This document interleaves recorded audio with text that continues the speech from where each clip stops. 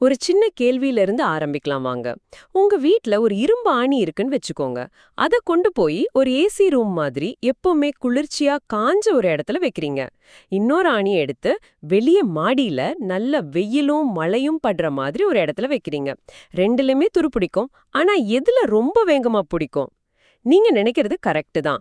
வெளியே சூடான ஈரமான இடத்துல வச்ச ஆணி தான் சீக்கிரம் வீணா போகும். ஆனா ஏன் அப்படி? அந்த கேள்விக்கு பதில் சொல்றது தான் நம்ம இன்னைக்கு ஆழமா பார்க்க போற விஷயம். நம்ம கிளாஸ் 12 கெமிஸ்ட்ரி யூனிட் 3 கெமிக்கல் கைனெடிக்ஸ்ல இருந்து factors influencing rate of reaction பத்தி டிஸ்கஸ் பண்ண போறோம். ஆமா, இது டெக்ஸ்ட் புக்ல படிக்கிற ஒரு டாபிக்கா மட்டும் பார்க்கக்கூடாது. இதோட ரியல் வேர்ல்ட் இம்பாக்ட் ரொம்ப பெருசு. ஒரு ரியாக்ஷனோட ஸ்பீடை நம்ம கண்ட்ரோல் பண்ண முடிஞ்சா கேன்சருக்கு புது மருந்துகளை வேகமா உருவாக்க முடியும். நம்ம சாப்பிடுற ஃபுட்டை கெட்டு போகாம 5 நாளுக்கு பதிலா 5 மாசம் வச்சுக்க முடியும். ஃபேக்டரிஸ்ல குறைவான செலவுல அதிகமான பொருட்களை தயாரிக்க முடியும். சொல்லப்போனா கெமிஸ்ட்ரிய ரியல் வேர்ல்ட்ல கண்ட்ரோல் பண்றதுக்கு இதுதான் ஆதாரம். ஓகே, அந்த கண்ட்ரோலை புரிஞ்சுக்கணும்னா முதல்ல இந்த ஃபேக்டர்ஸ்னா என்னன்னு தெரிஞ்சுக்கணும் இல்லையா? ரொம்ப சிம்பிளா, அடிப்படையில இது எப்படி வேலை செய்யுது? ரொம்ப அடிப்படையில சொல்லணும்னா ஒரு கெமிக்கல் ரியாக்ஷனே ஒரு மாலிக்யூலர் கொலிஷன் தான். அதாவது மாலிக்யூல்ஸ் ஒன்னோட ஒன்னு மோதிக்கிறது தான். ஒரு ரியாக்ஷனோட ஸ்பீட் அந்த ரியாக்டன்ட் மாலிக்யூல்ஸ் எவ்வளோ அடிக்கடி மோதிக்குதோ அந்த மோதலுக்கு எவ்வளோ எனர்ஜி இருக்கோ அதை பொறுத்து தான் இருக்கு. இந்த மோதல்களை அதிகமாக்க நம்ம சில விஷயங்களை மாத்தலாம். ஒரு நிமிஷம், நான் சொல்றது கரெக்டான்னு பாருங்க. அப்போ நீங்க சொல்றத பார்த்தா இது அந்த மாலிக்யூல்ஸை ஃபோர்ஸ் பண்ணி ஒன்னா சேர வைக்கிற விஷயம் மாதிரி தெரியுது. நீங்க அதிகமான மாலிக்யூல்ஸை ஒரு சின்ன இடத்துல போட்டா அதுங்க அடிக்கடி இடிச்சுக்கும், அப்படிதானே? சரியா சொன்னீங்க. அதுக்கு பேர் தான் கான்சென்ட்ரேஷன். மாலிக்யூல்ஸை நெருக்கமா பேக் பண்றது. ஸோ நிறைய மாலிக்யூல்ஸ் இருந்தா நிறைய கொலிஷன்ஸ் நடக்கும். ஓகே ஓகே, இது கேட்கறதுக்கு ஒரு ரஷ் ஹவர்ல கிரவுடட் சப்வே ட்ரெயின்ல போற மாதிரி இருக்கு. நீங்க யார் மேலயும் இடிக்காம இடிக்கவே முடியாது. That's a great starting point. அது கான்சென்ட்ரேஷனை சரியா வளர்க்குது. ஆனா அதுல ஒரு சின்ன நியூவான்ஸ் இருக்கு. ட்ரெயின்ல நீங்க மெதுவா இடிச்சுக்கிட்டா ஒன்னும் ஆகாது. ஒரு சாரி சொல்லுவோம், போயிடும். ஆனா 2 பேரும் வேகமா ஓடி வந்து இடிச்சுக்கிட்டா அடேங்கப்பா, அது வேற விஷயம். அதுதான் டெம்பரேச்சரோட எஃபெக்ட். மாலிக்யூல்ஸ்க்கு அதிகமா எனர்ஜி கொடுக்கறது. ஸோ கொலிஷன் நடக்கிறது மட்டும் இல்ல, அது ரொம்ப பவர்ஃபுல்லா நடக்கணும். ஐ சி. அப்போ வெறும் கொலிஷன் பத்தாது, பவர்ஃபுல்லான கொலிஷன் தேவை. இதுல இந்த ஆக்டிவேஷன் எனர்ஜின்னு ஒரு கான்செப்ட் வருதே, அது என்ன? ஒரு என்ட்ரி ஃபீ மாதிரியா? சத்தியமா அப்படிதான். ஒரு தீம் பார்க்குள்ள போறதுக்கு டிக்கெட் வாங்கணும்ல, அது மாதிரி 2 மாலிக்யூல்ஸ் ரியாக்ட் ஆகி ஒரு புது பொருளா மாறுறதுக்கு அவங்க கிட்ட ஒரு மினிமம் எனர்ஜி இருக்கணும். அந்த மினிமம் எனர்ஜி தான் ஆக்டிவேஷன் எனர்ஜி. அது இல்லைன்னா அவங்க மோதிக்கிட்டாலும் ஒன்னும் ஆகாது. சும்மா ஹலோ சொல்லிட்டு போயிடுவாங்க. டெம்பரேச்சர் ஜாஸ்தி பண்றது நிறைய மாலிக்யூல்ஸ் கிட்ட அந்த டிக்கெட் வாங்க காசு கொடுக்கற மாதிரி. பெர்ஃபெக்ட், இப்ப புரியுது. அப்போ எக்ஸாம்ல கேட்டா தெளிவா ஒரு லைன்ல எப்படி சொல்றது? Reaction rate is influenced by concentration, temperature, pressure, surface area of reactants and the presence of a catalyst. இது NCERT safe definition. இந்த 5 விஷயங்களும் எப்படியோ அந்த சக்சஸ்ஃபுல் கொலிஷன்ஸோட எண்ணிக்கையை அதிகமாக்குது. ஓகே ஓகே, இதுல ஸ்டூடெண்ட்ஸ் சொதப்புற காமனா தப்பு பண்ற இடம் ஏதாவது இருக்கா? கண்டிப்பா இருக்கு. நிறைய ஸ்டூடெண்ட்ஸ் இந்த 5 ஃபேக்டர்ஸும் ஒரே மாதிரி ரேட் அஃபெக்ட் பண்ணும்னு நினைப்பாங்க. அது பெரிய தப்பு. அப்படியா? ஆமா, டெம்பரேச்சருக்கு தான் மோஸ்ட் ட்ரமாட்டிக் எஃபெக்ட் இருக்கு. ஒரு 10 டிகிரி செல்சியஸ் ஜாஸ்தி பண்ணா ரியாக்ஷன் ரேட் டபுள், சில நேரம் ட்ரிபிள் கூட ஆகலாம். மற்ற ஃபேக்டர்ஸோட எஃபெக்ட் அதோட கொஞ்சம் கம்மி தான். வெயிட், நீங்க சொல்றது கொஞ்சம் இடிக்குது. ஒரு ரூம்ல 100 பேர் இருக்காங்க. நான் கான்சென்ட்ரேஷனை டபுள் பண்ண இன்னொரு 100 பேரை உள்ள அனுப்புறேன். இப்போ மொத்தம் 200 பேர். கொலிஷன்ஸ் நிறைய நடக்கும். அதை விட அந்த 100 பேரை கொஞ்சம் வேகமா ஓட வைக்கிறது எப்படி பெரிய இம்பாக்ட கொடுக்கும்? எனக்கு அந்த லாஜிக் புரியல. சூப்பரான கேள்வி. இதுக்கு ஒரு அனலாஜி வச்சு எக்ஸ்பிளைன் பண்றேன். யோசிச்சு பாருங்க. ஒரு ரூம்ல 100 பேர் இருக்காங்க. அதுல 2 பேர் மட்டும்தான் 6 அடிக்கு மேல உயரமா இருக்காங்கன்னு வச்சுப்போம். அந்த 6 அடி ஹைட் தான் நம்ம ஆக்டிவேஷன் எனர்ஜி பேரியர். சரி. இப்போ நீங்க கான்சென்ட்ரேஷனை டபுள் பண்றீங்கன்னா இன்னொரு 100 பேரை அந்த ரூம்குள்ள அனுப்புறீங்க. இப்போ 4 பேர் 6 அடிக்கு மேல இருப்பாங்க. இது ஒரு லீனியர் இன்க்ரீஸ். ஆமா, 2 மடங்காச்சு. ஆனா டெம்பரேச்சரை ஜாஸ்தி பண்றது எப்படின்னா, அந்த ரூம்ல இருக்கிற எல்லா 100 பேருக்கும் ஒரு மேஜிக் போஷன் கொடுக்கற மாதிரி. இப்போ 2 பேர் இல்ல 20 பேர் 6 அடிக்கு மேல வளர்ந்துடுவாங்க. வாவ், அதுதான் எக்ஸ்போனென்ஷியல் எஃபெக்ட். டெம்பரேச்சர் ஆக்டிவேஷன் எனர்ஜியை தாண்ட முடியாத சின்ன மாலிக்யூல்ஸை கூட ஹை எனர்ஜி மாலிக்யூல்ஸா மாத்துது. அதனால தான் சின்ன டெம்பரேச்சர் சேஞ்சும் பெரிய இம்பாக்டை கிரியேட் பண்ணுது. வாவ்! இப்போதான் அந்த கான்செப்டோட பவர் புரியுது. ஓகே, அந்த லிஸ்ட்ல சர்ஃபேஸ் ஏரியான்னு ஒன்னு இருந்ததே. அது என்ன கான்செப்ட்? ஒரு ஆளோட சர்ஃபேஸ் ஏரியாவா? இல்ல, இது சாலிட் ரியாக்டன்ஸ்க்கு மட்டும்தான் முக்கியம். இன்னும் சிம்பிளா சொல்றேன். உங்ககிட்ட ஒரு பெரிய சுகர் கியூப் இருக்கு. அத டீல போட்டா கரைய நேரமாகும். ஆமா.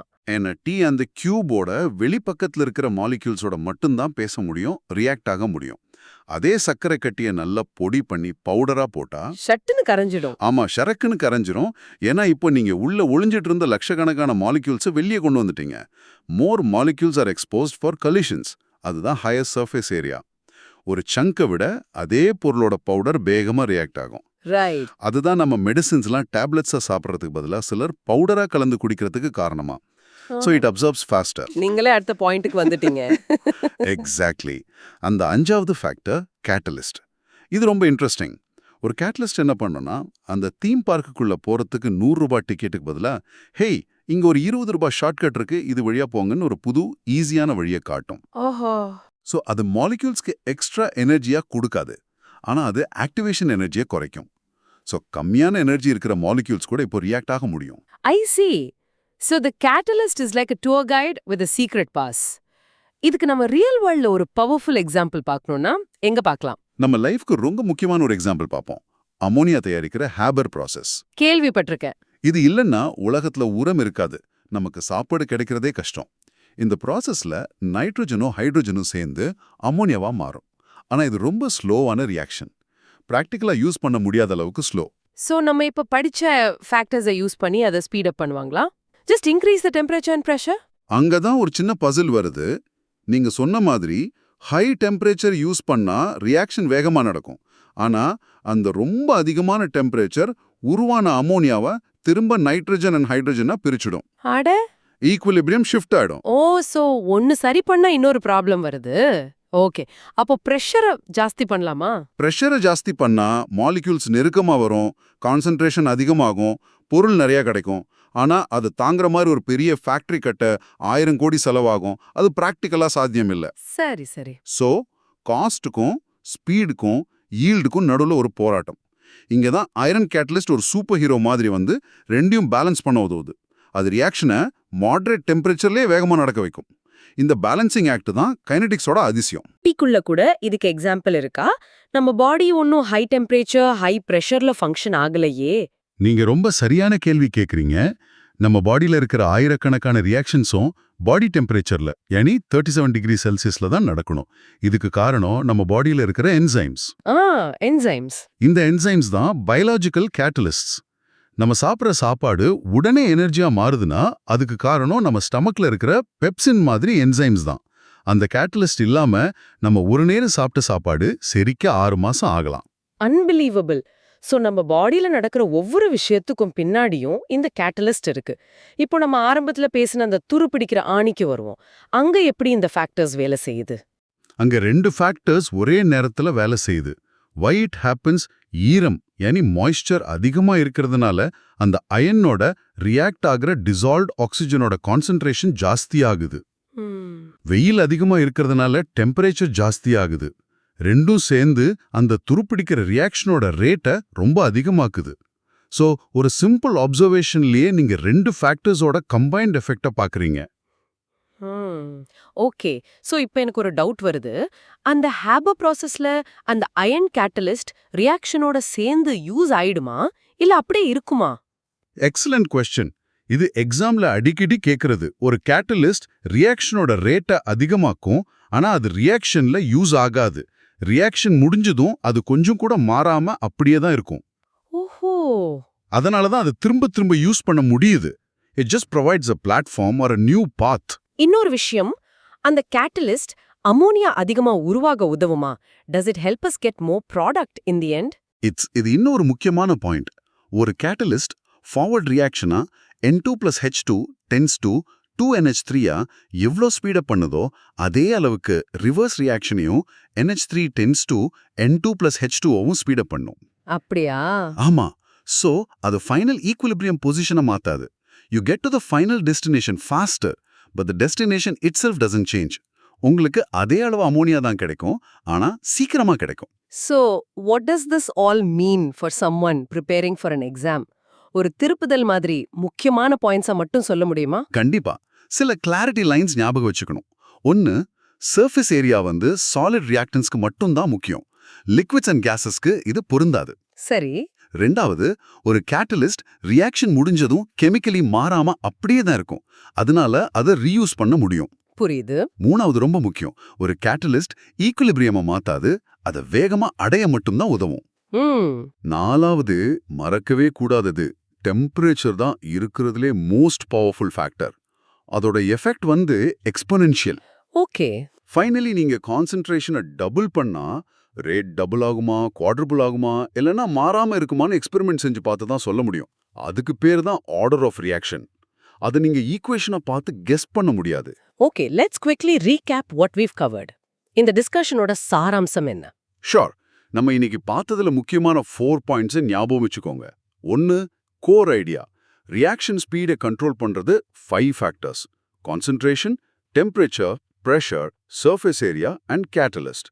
இவை எல்லாமே மாலிக்யூலர் கொலிஷன்ஸோட எண்ணிக்கையோ, ஃப்ரீக்வன்சியோ இல்லனா சக்தியோ, எஃபெக்டிவ்னஸையோ அதிகமாக்குது. அந்த ஆக்டிவேஷன் எனர்ஜி பேரியரை தாண்ட உதவுது. சரி. 2, மெயின் அனாலஜி. ஒரு தீம் பார்க்க ஞாபகம் வச்சுக்கோங்க. டெம்பரேச்சரை ஜாஸ்தி பண்றது நிறைய பேர்கிட்ட டிக்கெட் வாங்க காசு கொடுக்கற மாதிரி. கேட்டலிஸ்ட் யூஸ் பண்றது டிக்கெட் விலையை குறைக்கிற ஒரு ஷார்ட்கட் மாதிரி. நல்ல அனாலஜி. மூணாவது, ஸ்ட்ராங் எக்ஸாம்பிள். ஹைபர் ப்ராசஸ்ல அமோனியா தயாரிக்க high temperature, high pressure and catalyst use பண்றது ஒரு பேலன்சிங் ஆக்ட். எதையுமே பிளைண்டா ஜாஸ்தி பண்ண முடியாது. அந்த ட்ரேட் ஆஃப்ஸை புரிஞ்சுக்கிறது தான் கைனெடிக்ஸ். கரெக்ட். நாலாவதா, கிரிட்டிக்கல் கிளாரிட்டி லைன். எல்லா ஃபேக்டர்ஸையும் டெம்பரேச்சர் தான் மோஸ்ட் பவர்ஃபுல். ஒரு சின்ன 10 டிகிரி C இன்க்ரீஸ் கூட ரியாக்ஷன் ரேட்டை டபுள் இல்லனா ட்ரிபிள் பண்ணிடும். ஏன்னா அது ஆக்டிவேஷன் எனர்ஜியை தாண்டுற மாலிக்யூல்ஸோட எண்ணிக்கையை எக்ஸ்போனென்ஷியலா அதிகமாக்குது. This has been incredibly clear. எனக்கு முன்ன தெரிஞ்சிருந்ததை விட இப்ப நிறைய விஷயங்கள் தெளிவா புரியுது. Thank you. Before we wrap up, here's a final thought for you, the listener, to mull over. நம்ம இன்னைக்கு கேட்டலிஸ்ட் எப்படி ஒரு ரியாக்ஷனை ஸ்பீடப் பண்ணதுன்னு பார்த்தோம். அதுக்கு ஆப்போசிட்டா யோசிச்சு பாத்தீங்களா? ஒரு ரியாக்ஷனை வேணும்னே ஸ்லோ பண்ற விஷயங்கள் இருக்கு. அதுக்கு பேரு இன்ஹிபிட்டர்ஸ். நம்ம சாப்பிட்ற ஃபுட்ல யூஸ் பண்ற ப்ரிசர்வேட்டிவ்ஸ் இதுக்கு ஒரு நல்ல எக்ஸாம்பிள். ஸோ இந்த ஆன்டி கேட்டலிஸ்ட் மாதிரி இருக்கிற இன்ஹிபிட்டர்ஸ் மாலிகுலர் கொலிஷன் லெவல்ல எப்படி வேலை செய்யணும் யோசிச்சு பாருங்க. அது அந்த ஆக்டிவேஷன் எனர்ஜியை இன்னும் ஜாஸ்தி பண்ணுமா, இல்ல அந்த கேட்டலிஸ்டோட சீக்ரெட் வழியை பிளாக் பண்ணுமா?